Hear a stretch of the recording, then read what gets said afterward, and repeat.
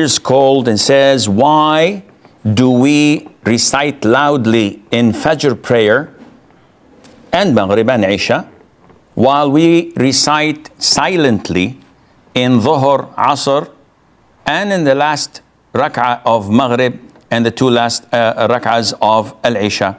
Why is that? And this is a good question.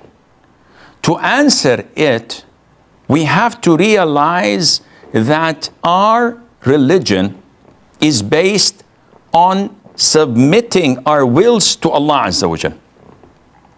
So, for example, the last 2 or 3 verses of Surah Al-Baqarah, chapter 2, the last 3 verses, Allah Azza wa Jal tells us in the beginning that whatever goes through your mind, Allah will hold you accountable for it.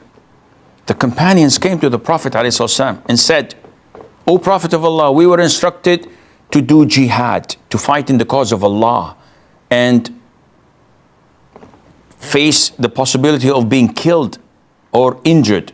We were ordered to fast, pray, and to give zakat. And all of this we comply, we have no problems. But to be accountable for what goes in our minds, this is beyond our ability. So the Prophet said to them, do you want to do and say what the Jews had said, that we listen, we hear, and we disobey? Say, we hear, we listen, and we comply and obey. So they immediately said that. They didn't hesitate. So Allah Azza wa Jal abrogated this by saying that Allah Azza wa Jal does not burden a soul beyond what it can bear. So what goes in your mind, Allah Azza wa Jal forgives it. What do we learn from this? We learn that Islam is based on compliance with the Quran and the Sunnah. It is based on submission your will to Allah Azza wa Jal, which means that the Prophet ﷺ, when he says, pray as you have seen me pray, and we look at how he prayed, we find that he used to recite every single Fajr, the Quran, in the prayer loudly. And in the first 2 rak'ahs of Maghrib and the first 2 rak'ahs of Isha, he used to recite loudly.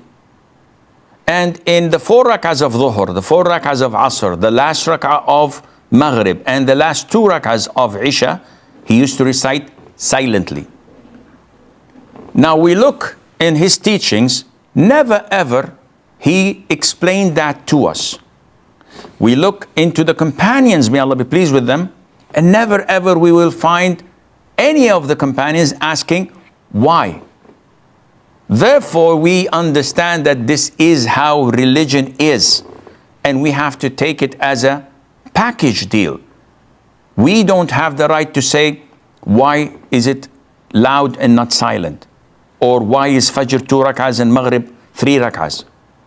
Why not all of them are 4 or 2 or 1? Or why do we have in every unit 1 bowing and 2 prostrations?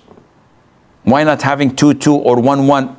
This is how it was given and relayed to us, and we have to comply to it, and Allah Azza wa Jal knows.